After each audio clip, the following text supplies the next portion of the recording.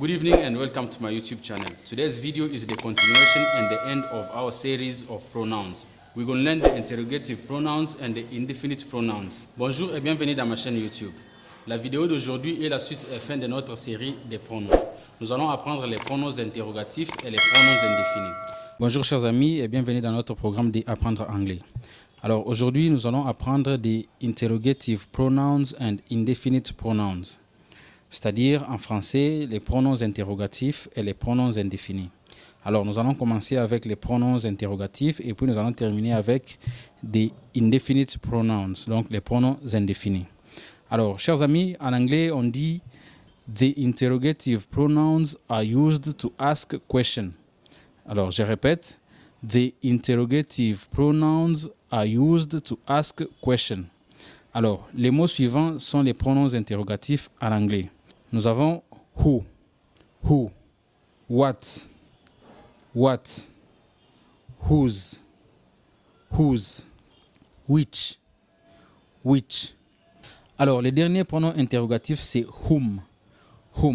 Alors, ces 5 mots que vous voyez au tableau là sont les pronoms interrogatifs en anglais. Alors, nous allons essayer de donner des exemples en utilisant chaque pronom interrogatif. Les premiers pronoms interrogatifs que nous avons en anglais, c'est who. Alors, celui-ci, vous allez l'utiliser lorsque vous voulez poser la question sur une personne. Par exemple, vous voulez dire « Qui es-tu » ? Qui es-tu ? Et en anglais, vous allez dire « Who are you » ? Who are you ? Et si vous voulez aussi poser la question suivante, « Qui est là » ? Qui est là ? Who is there ? Who is there ?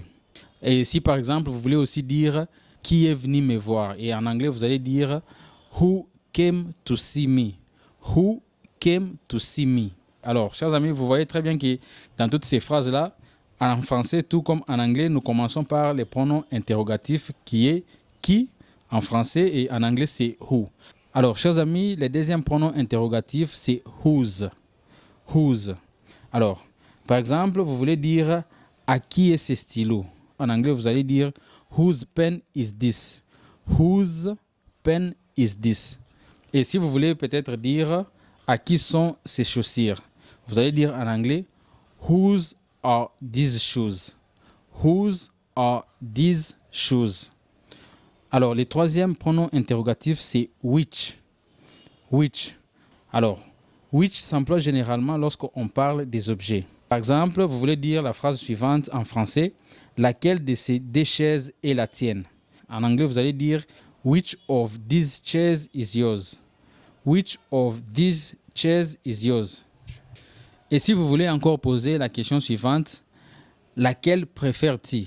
En anglais, vous allez dire which do you prefer? Which do you prefer? Alors, chers amis, l'avant-dernier pronom interrogatif, c'est what. Par exemple, vous voulez dire quelle heure est-il? Vous allez dire en anglais what time is it? What time is it? Et si vous voulez encore dire qu'est-ce que tu veux, vous allez dire en anglais what do you want? What do you want?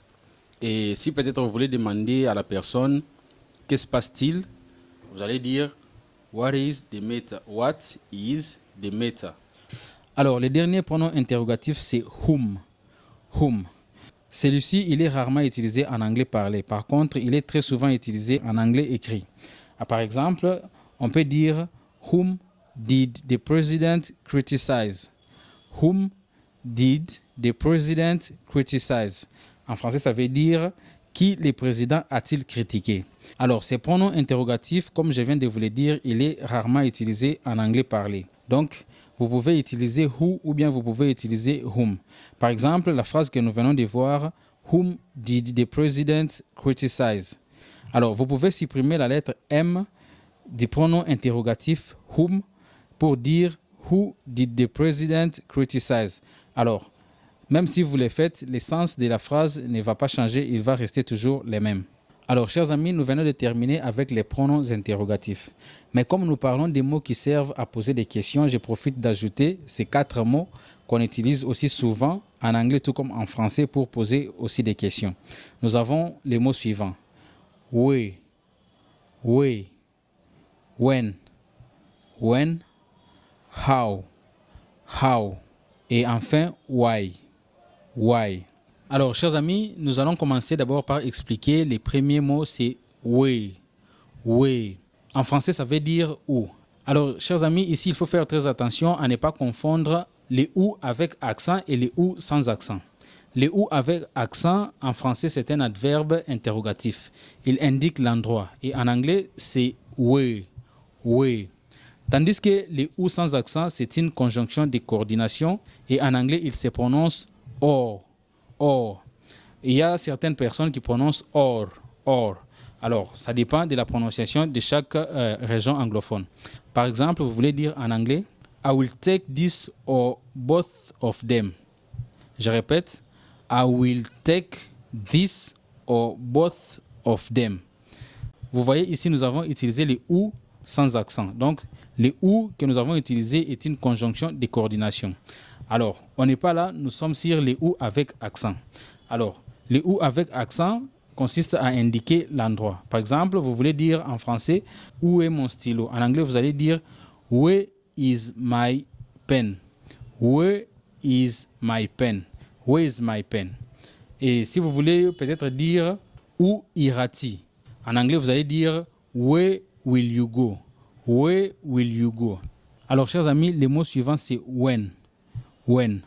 Il est utilisé lorsque vous voulez savoir les jours, les mois, l'année, en général, les temps ou une période. Alors, par exemple, vous pouvez dire « I saw that when it happened ». I saw that when it happened. Bring me when you get. Bring me when you get. Apporte-moi quand il y aura. What were you thinking when you get home? What were you thinking when you get home? Alors, chers amis, le mot suivant, c'est how. En français, ça veut dire comment. Vous pouvez, par exemple, dire en anglais « How are you ?» How are you? Ça, c'est une phrase que vous savez tous. How are you? Ça veut dire en français « Comment vas-tu ?» Ou bien vous pouvez dire « How are you doing ?» How are you doing? Ça signifie toujours la même chose. How to get there? How to get there? How can you do that? How can you do that? Comment peux-tu faire ça? How can you say that? How can you say that? How can you say that? Alors, chers amis, pour terminer avec les mots que vous pourrez utiliser pour poser des questions, le dernier mot, c'est why. Why. En français, ça veut dire pourquoi. Par exemple, vous voulez dire why did you do it? Why did you do it? Why you took it? Why you took it? Alors, chers amis, j'espère que vous avez compris en ce qui concerne les pronoms interrogatifs et aussi les mots que je viens d'ajouter pour vous aider à poser des questions. Alors, j'espère que vous avez compris. Maintenant, nous allons voir des indefinite pronouns. The indefinite pronoun refers to an identified or unspecified person or thing. C'est-à-dire, les pronoms indéfinis font référence à une personne ou un objet non indiqué ou non spécifié. Les pronoms indéfinis, il y en a plusieurs, chers amis. Alors, nous avons sélectionné quelques-uns qui sont utilisés dans le langage courant pour réaliser cette leçon. Alors, les pronoms indéfinis que nous avons sélectionnés sont les suivants.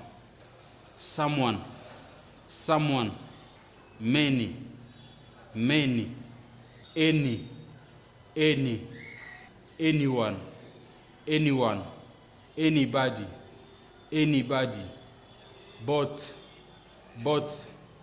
nobody, nobody, all,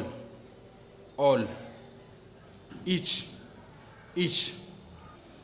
Alors, chers amis, voici maintenant quelques phrases ou quelques exemples dans lesquels nous avons repris tous les pronoms indéfinis qui sont au tableau. Many of you like to watch my lessons. Many of you like to watch my lessons.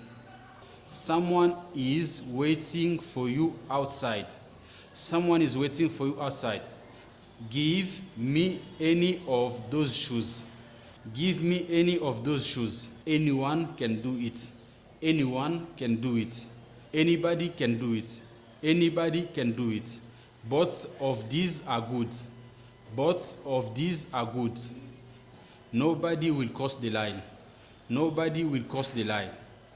I like all my friends. I like all my friends. Each of you must pay the damage. Alors, chers amis, j'espère que cette leçon vous sera utile. Surtout, n'oubliez pas de vous abonner, de liker et de partager mes vidéos.